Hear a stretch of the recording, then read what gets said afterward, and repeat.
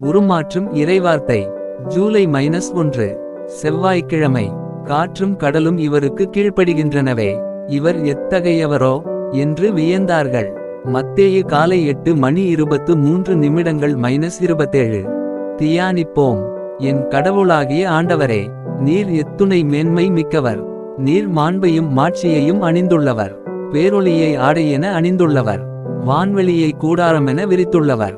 நீர்த்திரள் மீது உமது உறைவிடத்தின் அடித்தளத்தை அமைத்துள்ளவர். கார் முகில்களை தேராக கொண்டுள்ளவர். காற்றின் இறக்கைகளில் பவனி வருகின்றவர். காற்றுகளை தூதராய் நியமித்துள்ளவர். தீப்பிழம்புகளை பணியாளராய் கொண்டுள்ளவர்.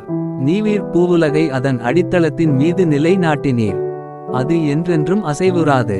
அதனை ஆழ்கடல் ஆடையென மூடி இருந்தது. மலைகளுக்கும் மேலாக நீர்த்திரள் நின்றது. நீவிர் கண்டிக்கவே அது விலகி ஓடியது. நீவிர் இடியென முழங்க அது திகைப்புற்று ஓடியது.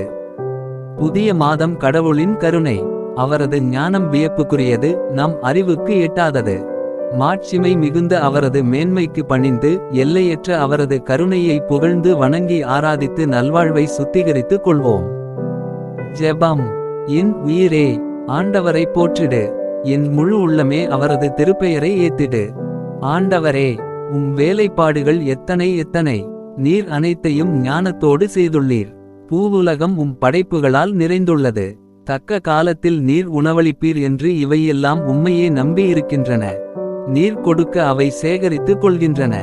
நீர் உமது கையை திறக்க அவை நலன்களால் நிறைவுறுகின்றன. நான் வாழும் நாளெல்லாம் ஆண்டவரை போற்றி பாடுவேன். என் உயிர் உள்ள வரையிலும் என் கடவுளுக்கு புகழ் சாற்றிடுவேன்.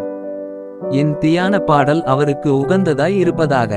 நான் ஆண்டவரில் மகிழ்ச்சி கொள்வேன். ஆமென். அல்லேலுயா. இயேசுவின் இரத்தம் ஜெயம். மரியே வாழ்க.